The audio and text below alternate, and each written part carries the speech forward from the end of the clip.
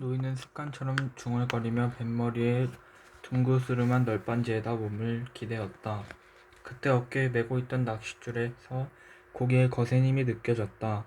고기는 스스로 선택한 방향을 향해 꾸준히 달려가고 있었다. 너도 일단 내게 걸려든 이상 무슨 짓이든 선택해야 했을 거야 하고 노인은 생각했다. 이런 경우 대부분의 고기는 올감이나 함정, 배신이 미치지 못하는 먼 바다로 가서 깊고 어두운 바닷속에 잠겨 있으려고 했다. 하지만 세상 사람들이 미치지 않은 그곳까지 가서 그를 기어이 찾아내자는 것이었다. 그렇게 먼 곳에서 이제 저 고기와 내가 만난 것이다. 정오부터 우리는 같이 지냈다. 그리고 지금 아무도 더나 나를 도와줄 이는 없다. 어쩌면 난 어부가 되지 말았어야 했을지도 몰라. 노인은 그런 생각을 했다. 하지만 어부는 내 천직이야. 그러니 날이 밝으면 잊지 말고 다랑어를 먹어야 한다. 동이 트기 전 무엇인가 뒤쪽에 있는 낚시에 걸렸다. 낚싯줄의 맨 막대가 튀는 소리가 들리더니 줄이 배전 너머로 마구 풀려나가기 시작했다. 어둠 속에서도 노인은 선원용 나이프를 빼어들고는 큰 고기의 중량을 왼편 어깨 너머로 버티어내면서 배전에 댄 낚싯줄을 끊어버렸다. 어둠 속에서 더듬더듬 예비사리에 풀어진 끄트머리를 이어 단단히 비끄러맸다. 그는 한 손으로 솜씨 있게 일을 끝낼 수 있었다. 매듭을 맬 때는 한쪽 발을 사이에다 대고 눌렀다. 이제 노인은 6개의 예비 낚싯줄 사리를 가진 셈이 되었다. 막 잘라낸 데서 2개가 생겼고 둘은 고기가 미끼를 다 먹어버린 데서 거두어 들인 것이었다. 날이 밝으면 40길짜리 줄이 있는 곳으로 가서 그것도 끊어 예비사리에 이어놓아야지 하고 노인은 생각했다.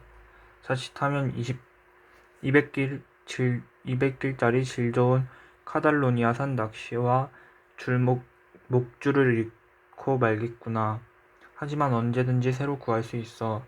내가 다른 고기를 낚느라고 이 녀석을 놓쳐버린다면 무슨 소용이 있겠느냔 말이야. 지금 막 미끼를 먹은 고기는 마알린 아니면 황새치나 상어겠지. 줄을 잘라내기에 바빠서 미처 어떤 놈인지 느껴보지도 못했네. 그 애가 있었으면 오죽이나 좋아. 노인은 소리내어 말했다. 그러나 아무리 그래도 지금 그 아이는 여기에 없지 않은가? 하고 노인은 생각했다. 나 혼자뿐이다. 그러니 이제 어둡거나 말거나 마지막 낚싯줄이 있는 데로 가서 그 줄을 끊어버리고 2개의 예비 서리를 마저 만들어 두는 게 상책이었다.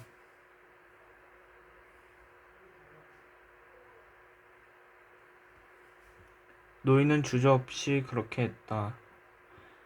어두운 곳에서 그런 일을 하기란 결코 쉽지는 않았는데 거기까지 요동을 쳐서 얼굴을 쳐박고 넘어져 그만 눈 아래가 찢기고 말했다. 피가 볼을 타고 흘러내리다가 턱에 닿기 전에 말라붙었다. 그는 다시 뱃머리 쪽으로 돌아가서 배전에 기대 쉬었다. 자루를 잘 조정해 지금까지 걸치고 있던 어깨 부위에서 다른 쪽으로 낚싯줄을 옮겨맸다. 고기가 끌어당기는 힘을 조심스레 감지해보며 손을 물에 담가서 배의 속력을 알아보기도 했다. 무엇 때문에 고기가 갑자기 요동을 쳤을까? 노인은 생각해보았다. 낚싯줄이 그 커다란 등 위를 스쳤던 게 분명해. 하지만 아무리 그래도 지금 내 등만큼 아프지는 않을걸. 제 아무리 놈이 크다고 해도 영원히 이 배를 끌고 갈 수는 없겠지.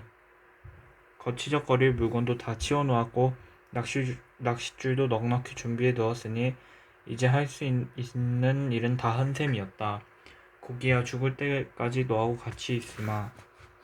물론 저도 나하고 같이 있겠지 하고 생각하면서 노인은 어서 날이 밝기를 기다렸다.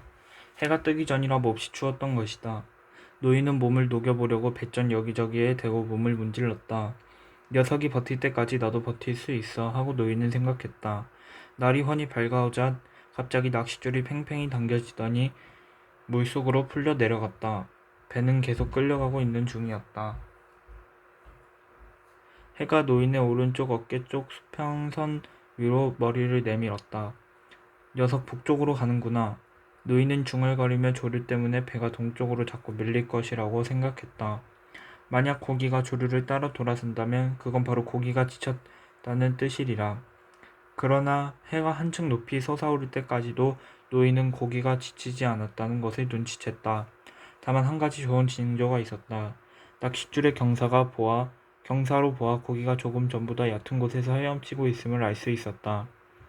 그렇다고 놈이 뛰어오르라는 보장은 없었지만 최소한 가망은 있었다. 제발 좀 뛰어올라다오. 네 녀석을 다룰 줄은 충분히 있으니까. 내가 만일 조금 더 줄을 팽팽히 당기면 놈은 아파서 금방 뛰어오르겠지. 이제 날도 밝았으니 녀석을 물 위로 뛰어오르게 해야겠다. 그러면 등뼈에 붙은 주머니에 공기가 차서 더 이상 깊은 데로 내려가 죽지 못할 거야. 하고 노인은 생각했다. 그는 낚싯줄을 좀 더 당겨보려고 애썼으나 물고기를 처음 낚았을 때부터 낚싯줄은 줄고 팽팽한 상태였기 때문에 조금만 당기면 곧바로 끊어질 듯 했다. 획 잡아당겨서는 안 돼. 낚시에 찢긴 상처가 넓어져서 갑자기 녀석이 뛰어올라 바늘이 빠질지도 몰라. 여하튼 해가 뜨니까 기분이 한결 나아지는 것 같다. 이번에는 해를 똑바로 쳐다보지 않도록 자리를 잡아야지 하고 노인은 생각했다. 낚싯줄에는 누런 해초가 달라붙어 있었다. 노인은 고기가 그것까지 끌려면 더 힘들 거라고 생각하자 기분이 좋아졌다. 그것은 밤에 인강을 내던 모자반류의 누런 해초였다. 고기야, 난 네가 좋아. 또 너를 대단히 존경하게 되었다. 그렇지만 오늘 해지기 전에 너는 내 손에 반드시 죽을 거야. 아니 그렇게 되기를 바란다는 거지 하고 노인은 생각했다. 북쪽 하늘에서 작은 새 한 마리가 배를 향해 날아왔다. 휘파람새였다. 새는 해면 위를 얕게 날고 있었는데 노인이 보기에 무척 지쳐 있었다. 잠시 후 새는 배의 윗부분으로 날아와 앉았다. 그러다 노인의 주변을 빙빙 돌더니 조금 안심되었는지 좀 더 편한 낚싯줄 위에 앉았다. 넌 몇 살이니? 이번 여행이 처음이냐? 노인이 말을 걸자 새가 그를 물끄러미 쳐다보았다. 그러나 새는 너무 지쳐서 낚싯줄을 미처 살펴보지도 못한 채 가냘픈 발로 줄을 움켜쥐고는 고기가 움직이는 힘에 의해 위아래로 기우뚱거렸다. 줄은 튼튼하단다. 아주 튼튼하지. 간밤에는 바람도 별로 없었는데 어쩌다 그렇게 지친 거니? 새들은 왜 이런 곳에 오는 걸까? 조금 있으면 매가 날아와 저것들을 맞이하겠지. 하고 노인은 생각했다. 그러나 그 말은 새한테는 하지 않았다. 해봐야 알아듣지도 못할 때고 또 얼마 안 있어 그 새도 주변에 매가 있음을 알게 될 것이다. 푹 쉬어라 작은 새야. 그리고 어디든 열심히 날아가서 되든 안 되든 모험을 한번 해보렴. 밤새 낚싯줄을 매고 있던 등이 뻣뻣해져서 이제는 정말이지 너무 아팠기 때문에 노인은 자꾸 말을 하게 되었다. 너만 좋거든 아이 여기서 같이 지내도 좋아. 새야 미풍이 일기 시작했는데 돛을 감아 올려서 너를 육지까지 실어줄 수는 없으니 미안하구나. 그러나 너는 내 친구야. 바로 그때 고기가 요동을 치는 바람에 노인은 그만 뱃머리 쪽에서 고꾸라졌다. 노인이 반사적으로 발로 버티면서 줄을 놓아주지 않았더라면 물속으로 끌려 들어갈 뻔했다. 낚싯줄이 획 당겨질 때 이미 새는 날아가 버렸다. 노인은 오른손으로 줄을 만지다가 손에서 피가 흐르는 것을 보았다. 뭔진 모르겠지만 저 고기가 아프게 했군 그래. 노인은 중얼거리다가 말고 고기의 방향을 돌릴 수 있는지 알아보기 위해 살짝 줄을 당겨 보았다. 줄이 끊어질 지경으로 팽팽해졌지만 노인은 줄을 꼭 쥔 채로 몸을 버티어 보았다. 너도 이젠 내가 끄는 것을 느끼는구나. 그런데 사실은 나도 마찬가지야. 새가 같이 있어 주었으면 하는 생각이 간절했다. 하지만 새는 이미 멀리 날아가 버리고 없었다. 얼마 쉬지도 못하고 가버렸구나 하고 노인은 생각했다. 그러나 해변까지 가는 길에는 그보다 더 어려운 일도 있었을 거야. 그나저나 고기가 이 정도로 한번 잡아당겼다고 해서 내가 그렇게 지치다니. 도대체 어떻게 된 거지? 나도 점점 멍청해지고 있는 모양이군. 아니면 아까 그 작은 새를 쳐다보다 정신을 놓고 있었든지. 이젠 고기 일에나 신경을 썼고 더 힘이 빠지기 전에 다랑어를 먹어둬야겠어. 그 애가 여기 있었다면 정말 좋으련만. 그리고 소금도 좀 있었으면 얼마나 좋았을까. 노인은 낚싯줄을 왼쪽 어깨 위로 옮긴 뒤 무릎을 꿇고 조심조심 바닷물에 손을 씻었다. 한동안 손에 물을 담그고 있자 피가 꼬리를 끌며 사라지는 것을 보았다. 배는 계속해서 나아갔고 그때마다 손에 바닷물이 찰싹찰싹 닿았다. 녀석 아주 느려졌구나. 노인은 좀 더 오랫동안 바닷물에 손을 담그고 싶었지만 고기가 또 갑자기 요동칠까봐 두려워 일어났다. 그리고 몸을 똑바로 펴서 버티면서 햇볕에 손등을 쳐들었다. 줄이 스치면서 생긴 찰과상은 공교롭게도 제일 요긴하게 손을 쓰는 부분이었다. 노인은 일을 시작하기도 전에 손을 다친 것이 언짢았다. 젖은 손을 다 흘리고 나서 노인은 말했다. 이젠 다랑어 새끼를 먹어야겠다. 갈고리대로 끌어다가 여기 앉아서 편하게 먹어야지. 그는 무릎을 꿇고 갈고리대로 고물 아래쪽에서 다랑어를 찾아냈다. 그리고 사리줄에 닿지 않도록 조심하면서 끌어왔다. 다시 왼편 어깨로 줄을 옮겨매고 왼손과 팔로 몸을 버티면서 갈고리대에서 다랑어를 빼낸 다음 갈고리대는 도로 제자리에 갖다 두었다.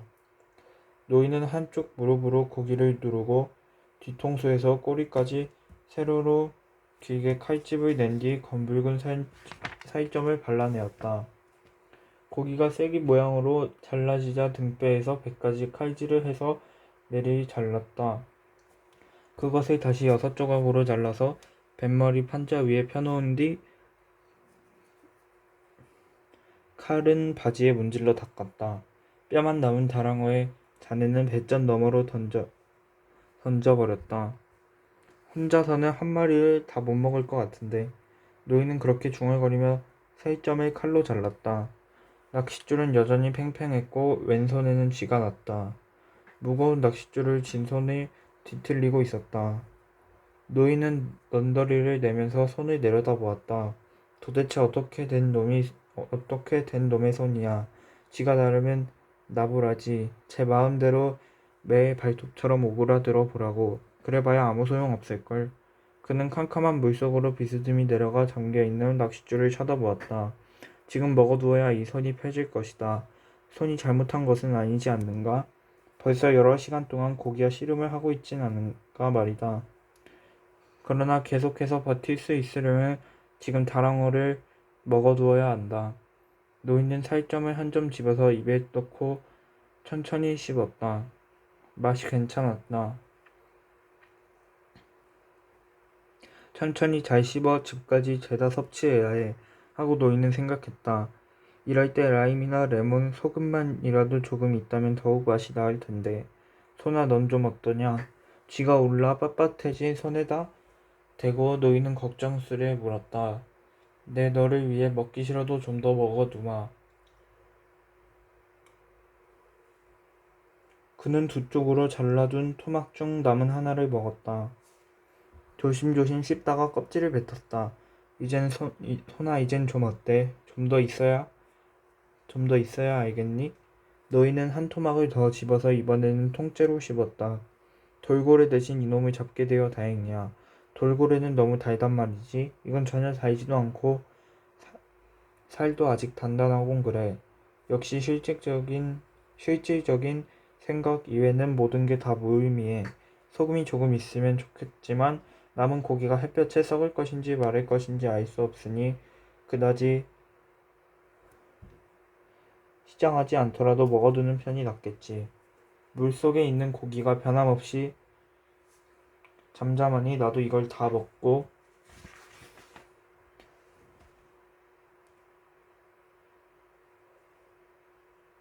먹고 만반의 준비를 갖추어야겠어. 하고 노인은 생각했다. 소나 네가 좀 참아다오. 너 때문에 이걸 막는단다. 그는 순간 물속에 있는 저 물고기에게도 이것을 좀 먹였으면 고기야 나도 형제가 아닌 셈이니까 하고 생각했다. 하지만 나는 그 고기를 죽여야 하고 그러기 위해서는 힘이 필요하다. 노인은 쐐기 모양의 고깃점을 천천히 죄다 씹어 먹었다. 그는 허리를 쭉 펴고 앉아 바지에 손을 닦았다. 자, 이제 그만 줄을 놓아도 좋아. 쥐가 가실 때까지 오른팔로만 고기를 다루겠어. 노인은 왼손으로 붙들고 있던 줄을 왼발로 밟고 몸을 천천히 젖히면서 팽팽해진 줄을 등에 기대며 무게를 버텨내려고 애썼다. 제발 경련아 그만 물러가라. 고기가 무슨 짓을 하려는지는 알 수가 없단 말이다. 고기는 침착하게 제대로 자신의 계획을 진행시키고 있는 것 같았다. 그런데 그 고기의 계획이란 도대체 어떤 것일까? 하고 그는 생각해 보았다. 나는 대책이 있는 건가? 고기가 엄청나게 크니 어차피 내 대책이란 건 녀석의 계획에 맞추어 임시변통으로 변경하지 않을 수 없겠지만 말이야. 놈이 물 밖으로 뛰어오르기만 하면 죽일 수가 있어. 하지만 녀석이 그냥 물속에 있겠다면 나도 녀석과 함께 계속 있을 거야. 노인은 쥐가 난 손을 바지에 대고 문질러 손가락을 풀어보려고 애썼다. 그러나 손은 쉽게 펴질 것 같지 않았다. 햇볕을 쬐면 좀 낫겠지. 하고 노인은 스스로를 위로했다. 방금 방금 먹은 날다랑어가 소화되면 풀어질 거야. 손이 필요하게 되면 무슨 수를 써서라도 펴놓고 말겠다. 하지만 지금 당장 너무 억지로 손을 펴놓고 싶지는 않았다. 밤새 낚싯줄을 풀고 또 매느라 손을 너무 부려먹었던 것이다. 노인은 바다의 저편을 바라보았다. 그리고 지금 자기가 얼마나 외로운가를 깨달았다. 그는 검푸른 바닷속 깊은 곳의 무지갯빛을 볼 수 있었고 팽팽하게 앞으로 뻗어나간 낚싯줄과 잔잔한 수면에 있는 파문을 볼 수 있었다. 어디선지 구름이 모여들고 있었다. 한때의 물 회오리가 하늘을 배경으로 뚜렷이 나타났다가 흐려지고 한참 후에 또다시 나타났다. 노인은 그것을 보고 누구도 바다에서는 외롭지 않다는 것을 알게 되었다. 어떤 사람들은 조각배를 타고 육지가 보이지 않는다면 먼 바다까지 나가는 것이 두렵다고 했다. 하긴 갑작스럽게 악천후가 겹치는 계절에는 그럴 수도 있었다. 하지만 지금은 태풍이 부는 계절이고 바로 그 태풍만 불지 않는다면 1년 중 가장 좋은 계절이었다. 바다에 나가 있으면 태풍이 오기 전 며칠 앞서 하늘에 그 조짐이 나타나기 마련이었다. 다만 육지에서는 사람들이 무엇을 봐야 하는지 모르고 육지가 구름의 모양을 바꾸어 놓기 때문에 그 조짐을 그냥 흘려보내는 것이라고 노인은 생각했다. 그러나 지금은 바다 위에서 본 구름의 모양으로 보아 태풍이 올 것 같지는 않았다. 하늘을 올려다보니 하얀 뭉게구름이 아이스크림 기둥처럼 쌓여 있었고 드높은 9월 하늘에 옅은 깃털 같은 새털구름이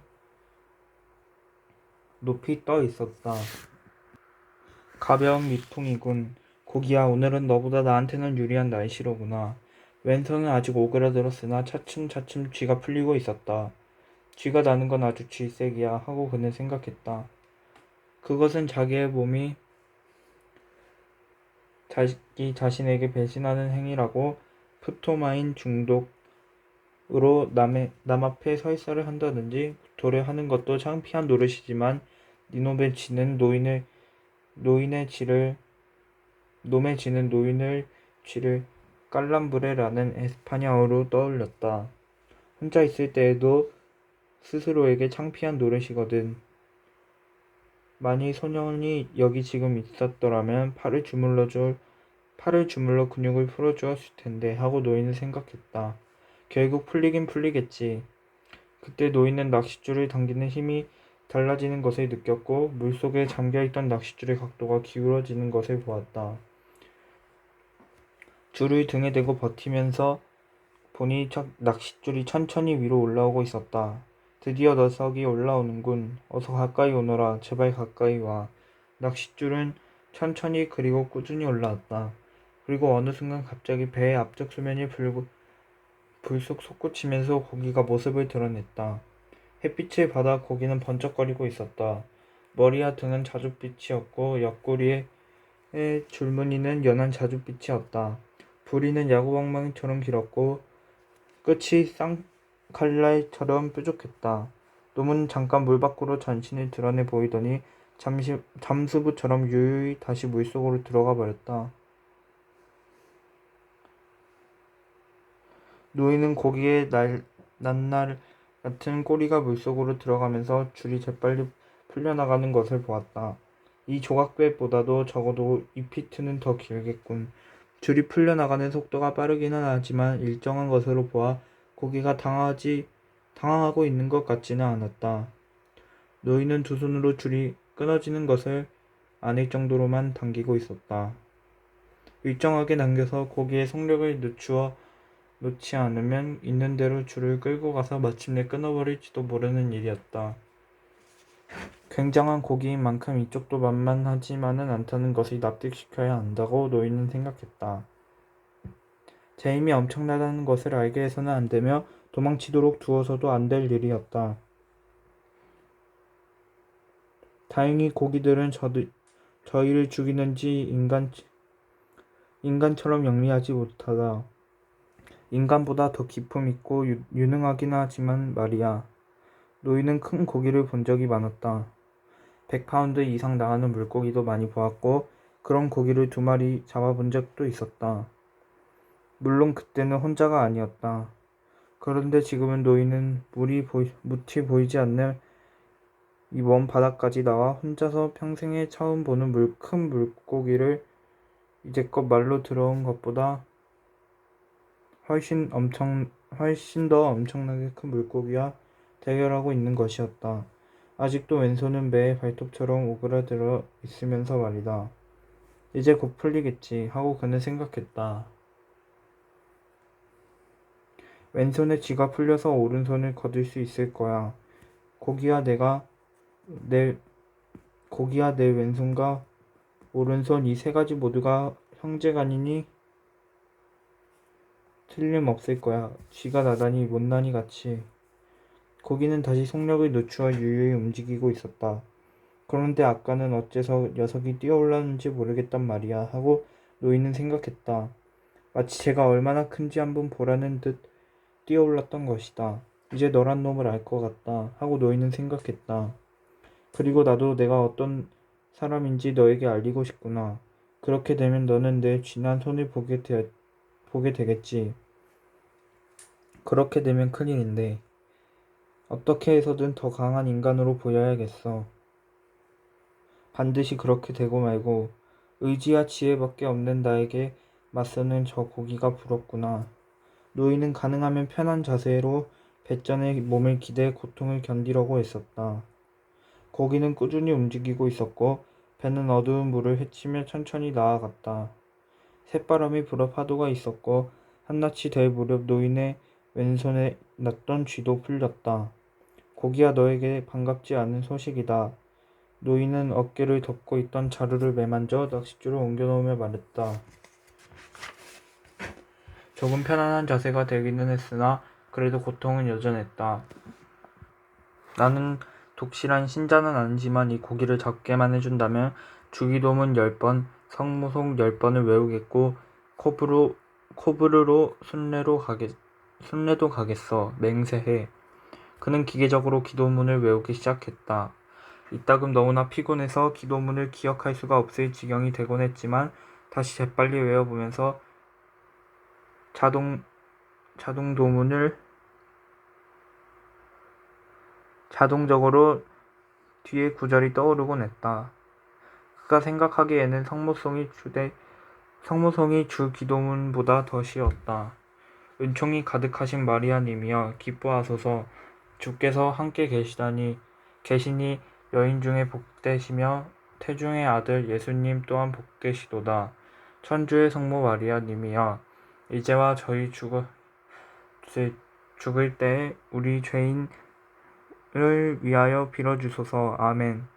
노인은 한마디를 덧붙였다. 복되신 마리아님이여, 마지막으로 이 고기의 죽음을 위하여 기도해 주십시오. 훌륭한 고기이긴 합니다만